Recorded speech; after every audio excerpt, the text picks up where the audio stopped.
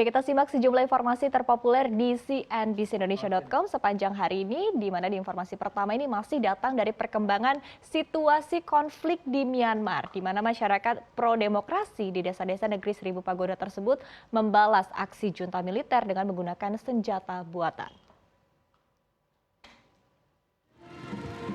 Situasi di Myanmar kian panas pasca kudeta yang terjadi sejak 1 Februari lalu. Melansir media lokal The Irrawaddy, penduduk desa di Myanmar bahkan melakukan tindakan defensif terhadap hampir 100 tentara militer yang mendekati desa di kota Praja Yin Mabin dan juga kota Praja Kani. Ratusan penduduk dari 13 desa di wilayah tersebut bersatu karena pergerakan junta yang hendak menangkap sejumlah penduduk dan juga biksu yang memimpin protes anti-rezim.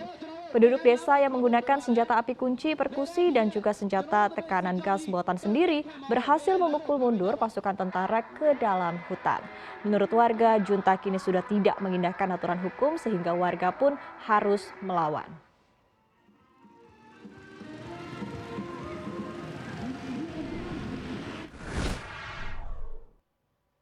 Ya, sementara dari dalam negeri yang juga terus menarik perhatian para pembaca cnbcindonesia.com adalah kepastian terkait larangan mudik. Karena rupanya sudah fix ya, sudah ketok palu larangan mudik lebaran di tahun 2020 ini sudah bersifat final.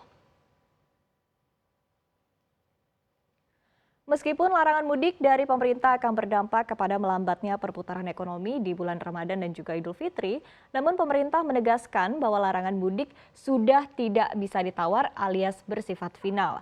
Ketua Umum Jaringan Usahawan Independen Indonesia atau Jusindo, Sutrisno Iwantoro pun memprediksi dampak kebijakan ini akan sama dengan tahun lalu. Selain berkurangnya potensi perputaran uang di daerah-daerah, beberapa sektor pun diprediksi akan kembali terimbas parah seperti sektor pariwisata, hotel, dan juga restoran. Karena ada pula sebagian masyarakat yang memanfaatkan momen untuk mudik lebaran sebagai momen untuk berlibur. Akibat melambatnya perputaran ekonomi, maka pemerintah pun dituntut untuk mencari cara agar permintaan dan juga tingkat konsumsi masyarakat tetap bisa terjaga, agar perputaran ekonomi bisa terus berjalan.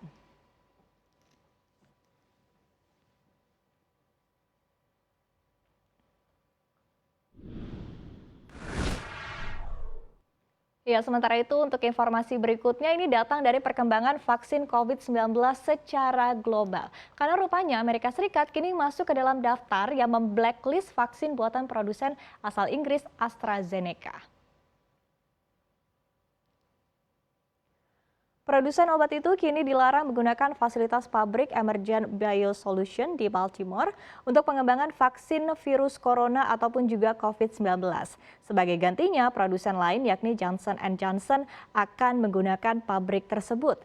Perusahaan ini pun menegaskan sebagai tanggung jawab atas diberikannya fasilitas tersebut, Johnson & Johnson akan memberikan 100 juta dosis vaksin kepada pemerintah AS pada akhir Mei 2021. Padahal sebelumnya AstraZeneca mengatakan akan bekerja sama dengan pemerintahan AS Joe Biden untuk menemukan area alternatif untuk memproduksi vaksin tersebut di AS. Dan hingga saat ini penggunaan vaksin ini memang masih belum disetujui oleh otoritas dari Amerika Serikat.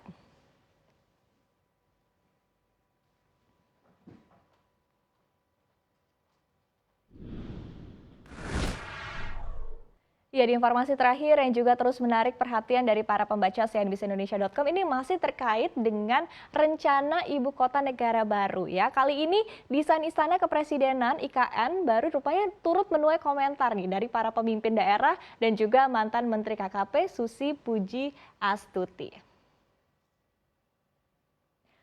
Gubernur Jawa Barat Ridwan Kamil mengunggah postingan terkait desain ibu kota negara baru di akun Instagramnya. Dalam unggahan tersebut, pria yang akrab disapa Kang Emil ini menanyakan pendapat masyarakat terkait desain Istana Kepresidenan yang baru. Ternyata postingan ini mengundang komentar dari mantan Menteri Kelautan dan Perikanan periode 2014-2019, Susi Pujiastuti.